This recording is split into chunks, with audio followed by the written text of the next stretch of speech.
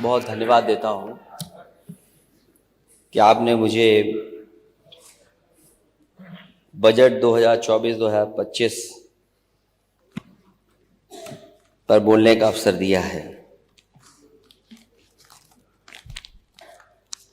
अध्यक्ष महोदय,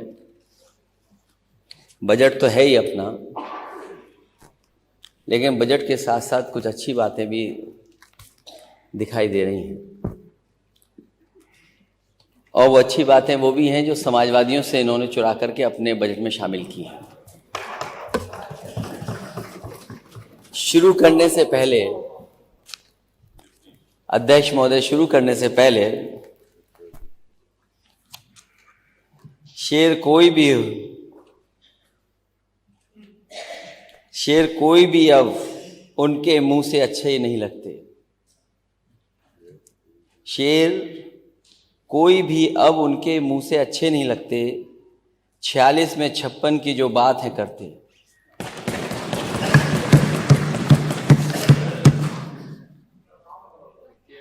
ये बजट जो पेश हुआ है, इतना बड़ा बजट, और हर बार ये कहा जाता है कि अब तक का सबसे बड़ा बजट, और अगर सबसे बड़ा बजट है तो ये सरकार खर्च क्यों नहीं कर पा रही है? जो एक्चुअल टोटल बजट है, जो प्रोविजंस हैं, और जो एक्चुअल एक्सपेंडिचर, उसमें फर्क क्यों है?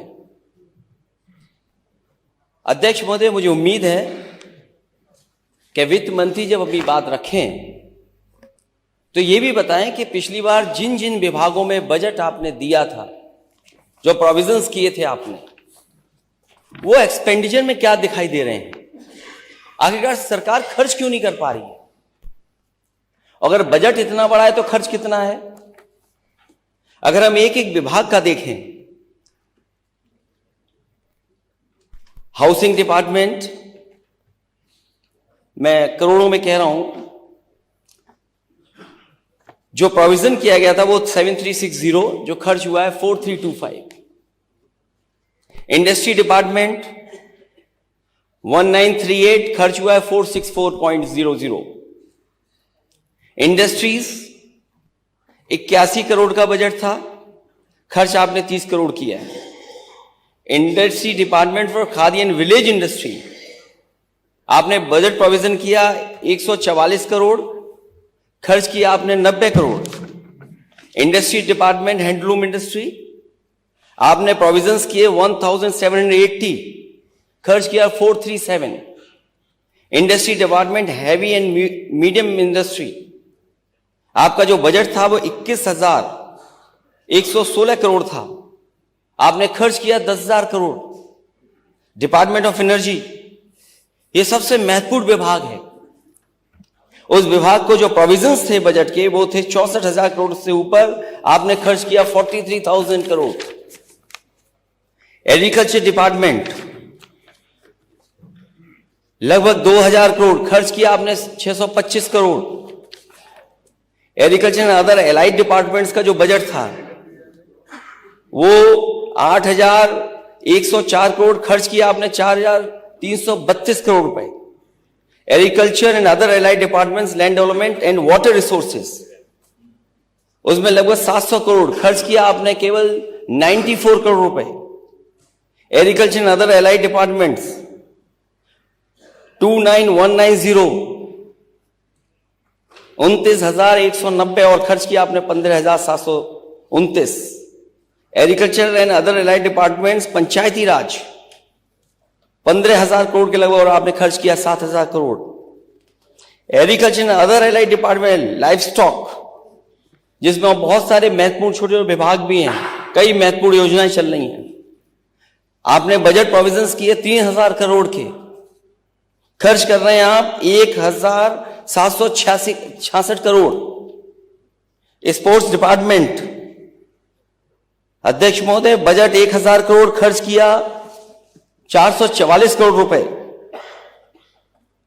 शुगर केन डेवलपमेंट डिपार्टमेंट, जो शुगर इंडस्ट्री के लिए सरकार की तरफ से जो बजट है, जो बजट आपने प्रोविजंस किए वो 2117 करोड़ रुपए, खर्च किया आपने 1247। होम डिपार्टमेंट, ये भी एक बहुत महत्वपूर्ण डिपार्टमेंट है, जिसमें आपके बजट प्रोविजंस थे 37,000 करोड़ 636 करोड़ रुपए, आपने खर्च किया 21,000 करोड़ रुपए। होम डिपार्टमेंट जो सिविल डिफेंस उसमें 27 करोड़ खर्च किया, 15 करोड़ रुपए। Medical department, medical education and training, जिसमें आप कहते हैं कि 1 डिस्ट्रिक्ट 1 मेडिकल कॉलेज, वो अलग बात है कि छिपे आप पीछे के रास्ते से, पीपीपी मॉडल के रास्ते से प्राइवेट लोगों को आप इसमें शामिल कर रहे हैं। उसके लिए बजट था 9,795, खर्च किया आपने 5,612 करोड़। अर्बन डेवलपमेंट, आपका बजट था 26,000 करोड़, आपने खर्च किया 16,000 करोड़। सिविल एविएशन डिपार्टमेंट, जिसका बजट था 1,890 करोड़, खर्च किया आपने 1,000 करोड़ रुपए। जस्टिस डिपार्टमेंट, जिसमें बहुत सारी और योजनाएं चलती हैं, 8,234 करोड़ बजट प्रोविजंस, और आपने जो खर्च किया है वो 2,700 करोड़ रुपए। ये रिपोर्ट है, और ये अध्यक्ष महोदय, ये सरकार की रिपोर्ट है। जो सरकार खर्च नहीं कर पा रही है पैसे, जो सरकार जनता तक अपनी चीजों को नहीं पहुंचा पा रही है, तो वो क्या रास्ता अपना रही है? शेर और शायरी का। क्या शेर और शायरी से जमीन तक बातें पहुंच जाएंगी? और अध्यक्ष महोदय, मैं कहूंगा कि जो मैंने कहा है, इसकी कम से कम सच्चाई सदन जाने कि आखिरकार सच्चाई क्या है, कि आप बजट खर्च क्यों नहीं कर पा रहे हो, या फिर आप जो प्रोविजन कर रहे हो वो आपके आंकड़े गलत हैं, जो प्रोविजन कर रहे हो वो आंकड़े गलत हैं, या फिर जो खर्च करने जा रहे हो वो आंकड़े आपके गलत हैं। और फिर अगर आपका ये 24 का बजट आया ही है,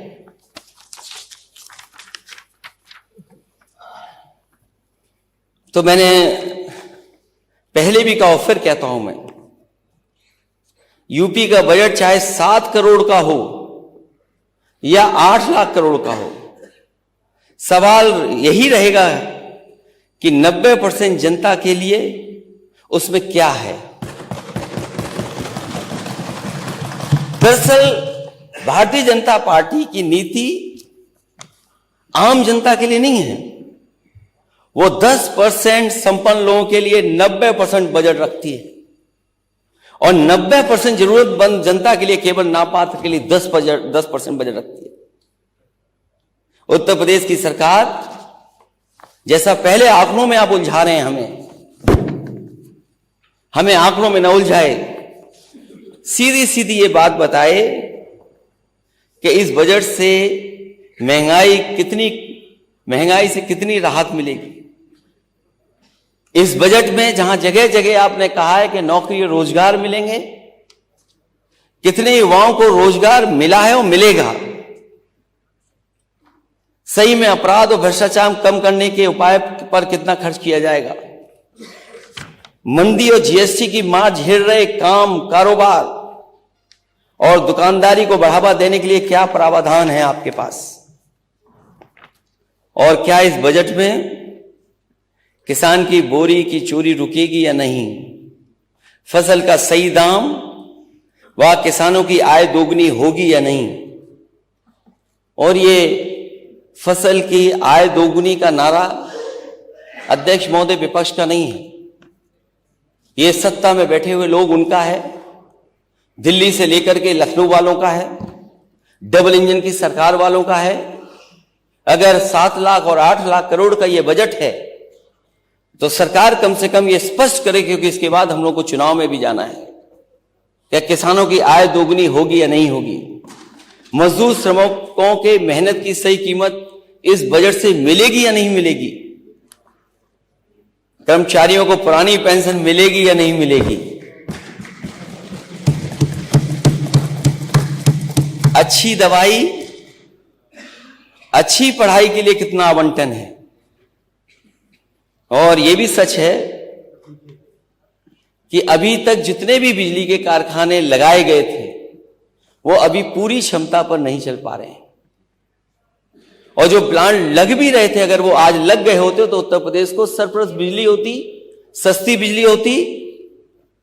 सरकार ये बताए कि बिजली के नए प्लांटों के लिए कितना बजट है, पानी घर पहुंचाने और शौचालयों को सुचारू रूप से चलाने की योजना के लिए दिखावटी प्रावधान कितने हैं। नई सड़कों को तो छोड़िए, बस इतना और बता दें कि सड़कों के गड्ढे भरने के बजट में कोई प्रावधान है या नहीं है। और कम से कम ये सरकार बताए कि पिछले 7 साल में गड्ढे के बहाने, गड्ढे को भरने के बहाने कितना पैसा इन्होंने खर्च किया है। और फिर हालांकि नेता सदन ने वो 2 लाइनें तो सुन ली होंगी, बड़ा हुआ तो क्या हुआ जैसे पेड़ खजूर, बड़ा हुआ तो क्या हुआ जैसे पेड़ खजूर, पंछी को छाया नहीं फल लागे अति दूर। तो जब आप बजट इतना बड़ा दिखा रहे हैं, वो जमीन पे क्या दिख रहा है, जमीन पर कितना पहुंचा है। और झूठे दावों के दिखावटी प्रचार के लिए आपकी भाजपा सरकार ने कितना प्रावधान दिया है, कृपया इसकी मोटी फाइल जनता के सामने अलग से रखने का भी काम करें। क्योंकि आप $1 ट्रिलियन की इकोनॉमी का सपना देख रहे हैं। और देखिए, दिल्ली से जो खबर आती है वो $5 लाख ट्रिलियन इकोनॉमी का सपना दिखाया जाता है। और कई माननीय सदस्य इस बात को कहते हैं, और खासकर भारतीय जनता पार्टी के लोग, कि इतना खुशहाली और तरक्की हुई है कि विश्व की 5वीं अर्थव्यवस्था में हम लोग शामिल हो गए हैं। और अगर हम 5वीं अर्थव्यवस्था में शामिल हो गए हैं तो कुछ सवाल हमारे भी हैं विपक्ष के लोगों के। विश्व की 5वीं अर्थव्यवस्था, लेकिन 80 करोड़ जनता को 5 किलो राशन पर निर्भर है। विश्व की 5वीं अर्थव्यवस्था, लेकिन किसान की बोरी में से 5 किलो की चोरी जारी है। विश्व की 5वीं अर्थव्यवस्था, लेकिन अग्निवीर की भर्ती 5 साल के लिए भी नहीं। विश्व की 5वीं अर्थव्यवस्था, लेकिन किसानों को 5% भी लाभकारी मूल्य नहीं। विश्व की 5वीं अर्थव्यवस्था, लेकिन पुरानी पेंशन के लिए 5 पैसे भी नहीं। विश्व की 5वीं अर्थव्यवस्था, लेकिन युवाओं के लिए न तो कोई रोजगार और न 500 रुपए का बेरोजगारी भत्ता। विश्व की 5वीं अर्थव्यवस्था, लेकिन वरिष्ठ नागरिकों को रेल व दूसरे किराए में छूट के लिए 5% का भी बजट नहीं। तो ये कैसी 5वीं अर्थव्यवस्था में हम लोग शामिल हो रहे हैं? जो विश्व की 5 बड़ी अर्थव्यवस्थाएं, उनमें हम कहां शामिल हो रहे हैं? और फिर कई बार यह सवाल पूछा गया कि जो $1 ट्रिलियन इकोनॉमी का आप सपना दिखा रहे हैं उत्तर प्रदेश की जनता को, उसके लिए रोड मैप क्या है आपका? केवल एक अमेरिकन कंपनी को हायर कर करके कई सौ करोड़ रुपए खर्च कर करके उस पर क्या $1 ट्रिलियन की इकोनॉमी को बना लेंगे आप? वो रोड मैप क्या है? और आज आपके स्टेट की जीडीपी क्या है? पिछली बार भी अध्यक्ष महोदय सवाल का जवाब नहीं मिला था कि अगर आपको $1 ट्रिलियन की इकोनॉमी बनानी है उत्तर प्रदेश की, तो उत्तर प्रदेश की ग्रोथ रेट क्या हो।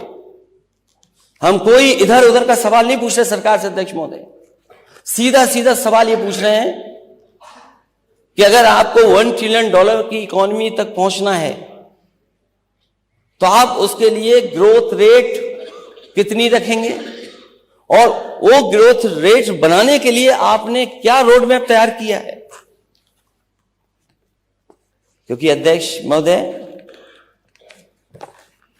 वित्त मंत्री जी ने जो आखिरी में कुछ लाइनें कविता की लिखी थी,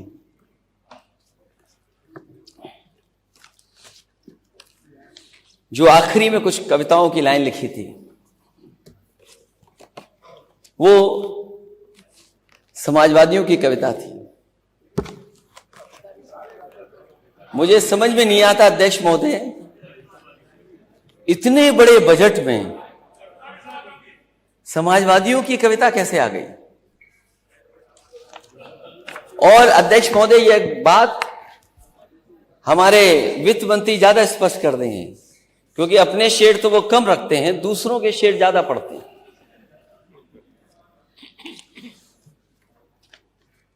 ये बात भी साफ होनी चाहिए अध्यक्ष महोदय। जो बजट में आखिरी लाइनें हैं आपकी, वो किसकी कविताएं थी, लाइनें किसकी हैं और किसके लिए कही गई थी। मुझे नहीं पता कि कौन किसके गांव का पता ढूंढ रहा था। हमें तो आपके गांव का पता ही नहीं पता।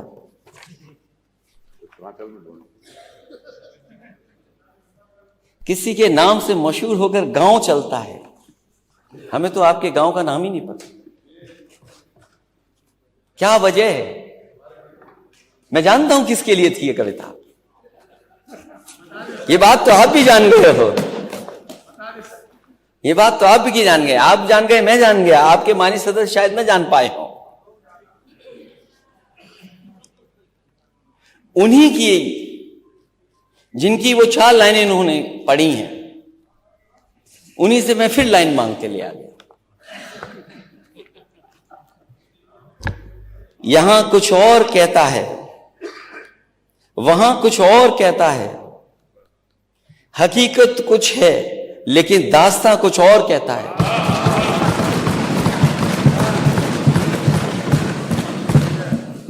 यहां कुछ और कहता है, वहां कुछ और कहता है, हकीकत कुछ है लेकिन दास्तां कुछ और कहता है। कली से ताजगी फूलों से खुशबू हो गई गायब, कली से ताजगी फूलों से खुशबू हो गई गायब। चमन का हाल कुछ ऐसा कुछ है, बागवा कुछ और कहता है। कली से ताजगी फूलों से खुशबू हो गई गायब, चमन का हाल कुछ है, बागवा कुछ और कहता है। अध्यक्ष महोदय, पहचान गांव की, मुझे तो नहीं पता गांव किसके गांव की कहां है। एक गांव तो बहुत सबको जानते हैं, सब जानते हैं उस गांव को, सब जानते हैं उस गांव को। देखिए आप, यही तो लाइन में लिखा था, यही तो लाइन में लिखा था, यही तो कविता पढ़ी थी। और मैं दोबारा पढ़ देता हूं। और इनके गांव कहां हैं ये बता दें खुद जब भाषण देता। तुम्हारी शख्सियत से ये सबक लेंगी नस्लें, वही मंजिल पर पहुंचा है जो अपने पांव चलता है।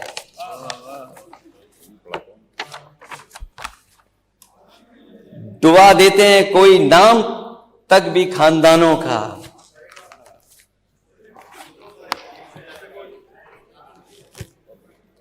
डुबा देता है कोई नाम तक भी खानदानों का, किसी के नाम से मशहूर होकर गांव चलता है। अरे अपना गांव तो बता दो, कौन सा है आपका गांव? अपना गांव तो बता दो।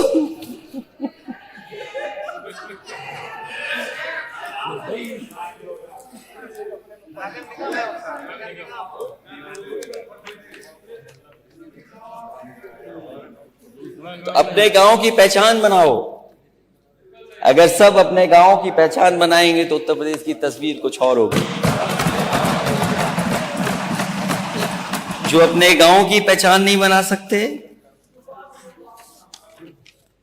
जो अपनी गांव की पहचान नहीं बना सकते, वो किसी को पहचान भी नहीं दे सकते। बात खानदान तक पहुंची है तो खानदान बढ़ाने के लिए भी कुछ करना चाहिए।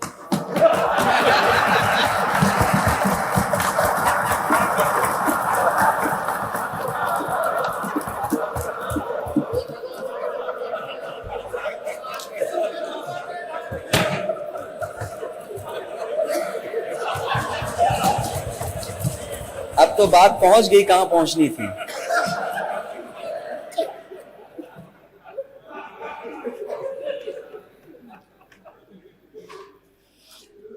अध्यक्ष महोदय, गांव तो इन्होंने भी बनाए थे, गोद लिए थे। गांव तो गोद आपने भी लिए थे।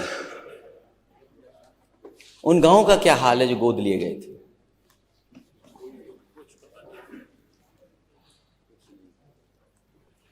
अब तो आपके वहां पांव नहीं पड़ते जिन गांवों को आपने गोद लिया। क्या वजह है? क्या वजह है कि जिन गांवों को आपने गोद लिया था उन गांवों में आपके पांव भी नहीं पड़ रहे? तो सोचो, अपने गोद लिए हुए गांव का ये हाल है। हालांकि ये बात कही गई कि मैंने प्रभु राम का नाम नहीं लिया। जब प्रभु राम दिल में ही बसते हो तो फिर नाम लेने की जरूरत क्या है?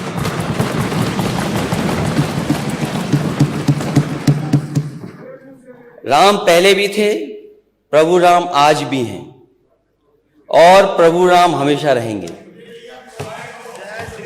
जब हम और आप नहीं थे, प्रभु राम तब भी थे, और जब हम और आप नहीं रहेंगे, प्रभु राम तब भी रहेंगे।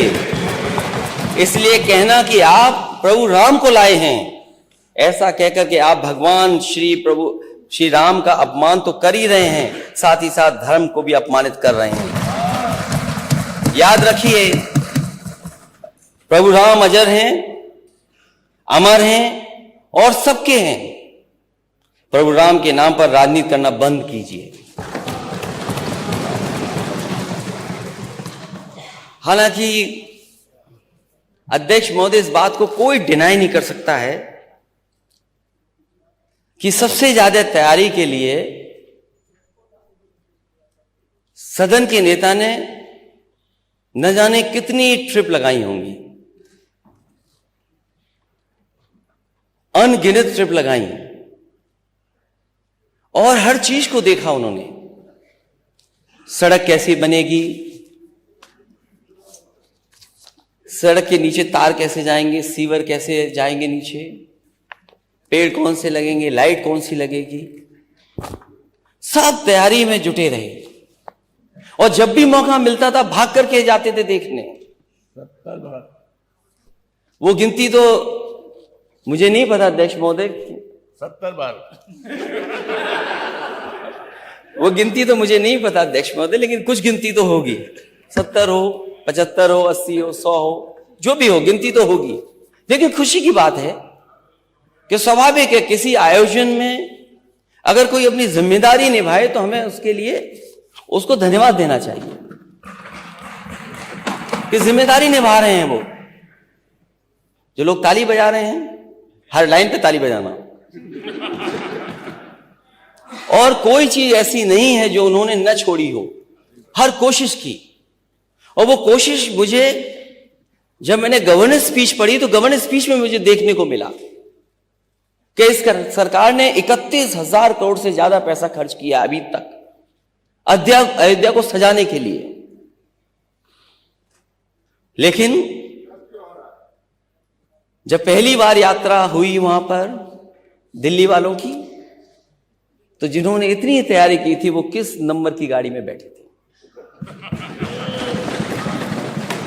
ये बातें मैं इसलिए नहीं बोलना चाहता हूं। मैं जानता हूं कि एक बार मैंने समाजवादी पूर्वांचल एक्सप्रेसवे का वीडियो ट्वीट कर दिया था, और वीडियो ट्वीट का असर यह हुआ कि नेता सदन के साथ दिल्ली वालों ने शूटिंग की थी, फोटो कौन सी अच्छी आएगी। वो मेरे से बेहतर नेता सदन जानते होंगे। तो ये बात मैं नहीं उठाना चाहता था, लेकिन क्या करूं, ताली बजवानी है। हजूरे आला आज तक खामोश बैठे इसी गम में, हजूरे आला आज तक खामोश बैठे इसी गम में, महफिल लूट ले गया कोई जबकि सजाई हमने।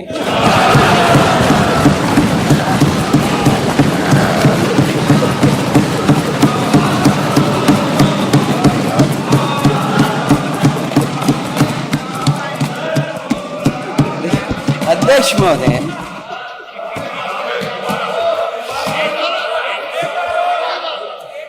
हजूर आला आज तक खामोश बैठे हैं इसी गम में, महफिल लूट ले गया कोई जबकि सजाई हमने। पहले तो वहां के हर प्रचार में दिखे लेकिन, पहले तो वहां के हर प्रचार में दिखे लेकिन जब सही समय आया तो फोकस से आउट थे।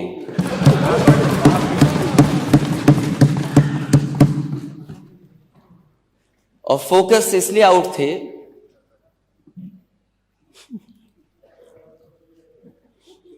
ये बात तो चाचा की है नहीं, चाचा वाली मैंने पढ़ दी थी, खजूर वाली बात वो बजट में। और फिर जब फोकस में नहीं थे तो हम लोगों को बड़ी मुश्किल से दिखे। और जो बहुत महंगा और आलिशान, आलिशान नहीं बोलूंगा मैं, महंगा लाल रंग का कारपेट बिछा, लाल कारपेट पर महोदय कहीं नहीं दिखाई दिए। अगर कहीं दिखाई दिए हो तो बता दें हमें। और वो भी लाल कारपेट पे मार्क्ड था कि अध्यक्ष महोदय कहां मुड़ना है, और ये निर्देश थे कि लाल कारपेट पे कोई नहीं रहेगा। तो हमें लगता है कि ये लाइन में भी नहीं थे, साइड लाइन में थे। क्योंकि जब कारपेट पे नहीं दिखे तो हम लोग देखा कि हैं कहां, तो ये लाइन में भी नहीं थे, साइड लाइन में थे। और लाखों दिए जलाए पर खुद को रोशनी में न ला पाए।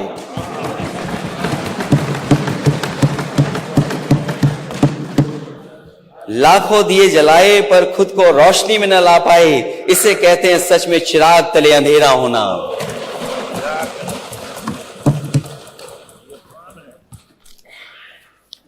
नेता सदन, आप उत्तर प्रदेश के मुख्यमंत्री हैं, आप चाचा के नाम पे हमें छेड़ते हो।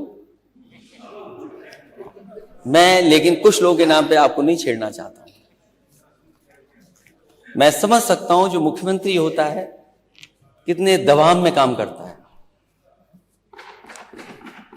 सुना है किसी ने तस्वीर ट्वीट कर दी थी, वो भी डिलीट करनी पड़ी। जहां तक हमारे वित्त मंत्री जी ने जो सारे जहां से अच्छा की 2 लाइनें पढ़ी, पता नहीं अपने मतलब की चीज निकाल लेते हैं वहां से। न ऊपर की लाइन पढ़ते न नीचे की लाइन पढ़ते हैं। ये तो जमाना गूगल का है, जमाना इंटरनेट का है, जमाना छिपाने का नहीं है। हमारे बजट में जो उत्तर प्रदेश का बजट पेश हुआ, मुझे नहीं पता कि किस संदर्भ में उन्होंने 2 लाइनें लिखी, लेकिन मुझे खुशी इस बात की कि अल्लामा इकबाल जिन्होंने सारे जहां से अच्छा लिखा, उसकी लाइन आपके बजट में आ गई। तो आप बहुत सेकुलर हैं।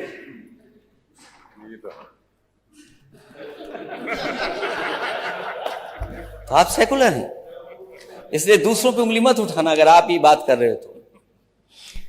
उन्होंने पढ़ा कि यूनान, मिस्र, रोम सब मिट गए जहां से, अब तो मगर है बाकी नामो निशान हमारा।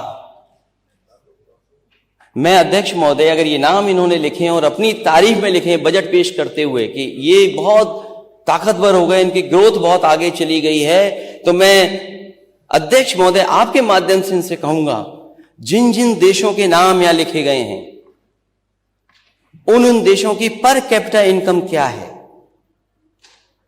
उस देश के लोगों की, रहने वाले लोगों की पर कैपिटा इनकम क्या है। अगर आपकी नीयत कुछ और थी तो मैं उस बारे में नहीं कहना चाहता हूं, लेकिन उसके बाद की लाइन नहीं पढ़ी जो सबसे बड़ी लाइन थी, जो अल्लामा इकबाल ने अपनी लाइन लिखी। इसमें उन्होंने लिखा, कुछ बात है कि हस्ती मिटती नहीं हमारी, सदियों राह दुश्मन दौरे जहां हमारा। ये वो लोग हैं जो भारत को बनाना चाहते थे, ये भारत को अच्छा, सुंदर और देश मजबूत कैसे हो, इसलिए उन्होंने लिखा था सारे जहां से अच्छा हिंदुस्तान हमारा, हम बुलबुले हैं इसकी, वो गुलिस्तान हमारा। आपको इतनी अच्छी गजल में केवल 2 लाइनें मिली आपको, केवल 2 लाइनें मिली आपकी, जो लाइनें हटा दी गई थी इस गाने से, इस गजल से 2 लाइनें हटा के। मैं मिलिट्री स्कूल से पढ़ा हूं अध्यक्ष महोदय, कोई दिन नहीं जाता था जिस दिन सारे जहां से अच्छा नहीं गाते हो हम लोग। और मैं कहता हूं अध्यक्ष महोदय, अगर मैं एक बात इसमें गलत कह रहा हूं तो जाकर के मिलिट्री स्कूल के किसी भी बच्चे से मिल लेना, पूछ लेना, जो वहां पे आर्मी के ऑफिसर्स प्रिंसिपल बनते थे उनसे पूछ लेना। ये गाना हर दिन मिलिट्री स्कूल में हम लोगों ने गाया है, सारे जहां से अच्छा हिंदुस्तान हमारा, हम बुलबुले हैं इसकी, वो गुलिस्तान हमारा।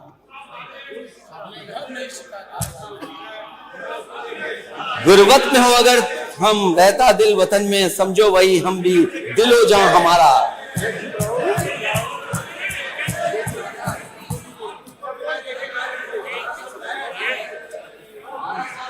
अध्यक्ष महोदय, ये कुछ ऐसे लोग हैं अध्यक्ष महोदय कुछ ऐसे लोग हैं, जब वो विभाग में मंत्री थे, क्यों मंत्री हटा दिए गए, अब बोल रहे हैं उसके लिए। विभाग को तुमने क्या किया था विभाग के लिए माननीय सदस्य ने? पर्वत हो सबसे ऊंचा हमसाया आसमां का, वो संतरी हमारा, वो पासबा हमारा। गोदी में खेलती है जिसकी हजारों नदियां, गुलशन है जिसके दम से रश के जिन हमारा।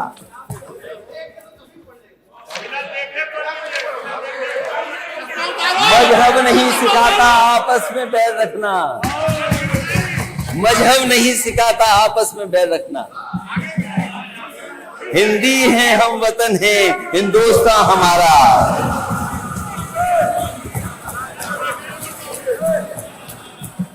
अगर तुम मुख्यमंत्री से 3x60 supercritical thermal plant कहलवा दो, हम भी पढ़ देंगे तुम्हारे इसी तरह।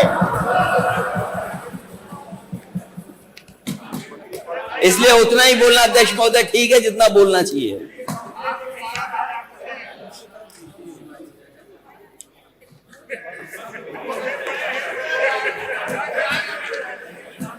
फिर उन्हीं अल्लामा इकबाल ने भगवान प्रभु श्री राम के लिए क्या लिखा था? अगर यही बात उन्हें पढ़नी थी तो ये बात भी तो पढ़ सकते थे। और मुझे उम्मीद है अगली बार बजट में जब आप लाएं अल्लामा इकबाल की लाइनें, तो ये जरूर 2 लाइनें लाना। है राम के वजूद पे हिंदुस्तान को नाज, अहले नजर समझते हैं इसको इमाम हिंद। ये लाइनें जरूर डालिएगा अगली बार।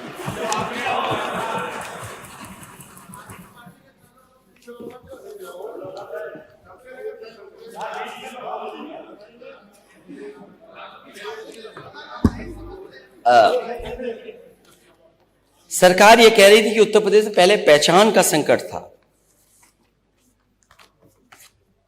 पता नहीं क्यों इस बात को कहा जाता है कि पहचान का संकट था उत्तर प्रदेश को।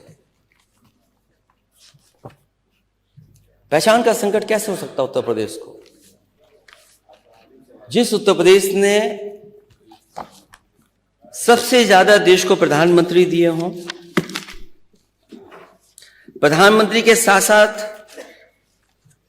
कोई भी देश का पैरामीटर होगा ग्रोथ का, बिना उत्तर प्रदेश के वो बेहतर नहीं हो सकता। अगर उत्तर प्रदेश के पैरामीटर चाहे हेल्थ के हों, चाहे एग्रीकल्चर के हों, चाहे एजुकेशन के हों, चाहे एम्प्लॉयमेंट के हों, किसी भी पैरामीटर पर अगर उत्तर प्रदेश पिछड़ जाएगा तो देश के पैरामीटर्स पिछड़ जाएंगे। अगर ये बात कही जाती है पहचान का बहुत बड़ा संकट था, ये बात किसी को समझ में नहीं आएगी। और अगर पहचान का संकट था 2012 से लेकर के 2017 में, तो उत्तर प्रदेश में सबसे बड़ा इन्वेस्टमेंट क्यों आया?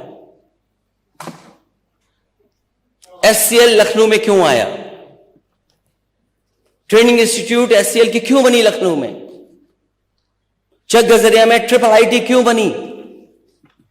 और एचसीएल वो जगह है जब पहली बार मैं उसका उद्घाटन करने गया था तो उस समय जो बच्चे और बच्चों के जो माँ बाप थे, कई माँ बाप ने मुझे बधाई दी और धन्यवाद दिया मुझे और कहा कि मैं सरकार का और आपका धन्यवाद इसलिए देती हूं कि जिसके कारण हमारे बच्चे जो हैदराबाद या चेन्नई में पढ़ते थे, नौकरी करते थे, वो आज हमारे घर के पास हमारे बीच रह करके पढ़ रहे हैं और नौकरी कर रहे हैं।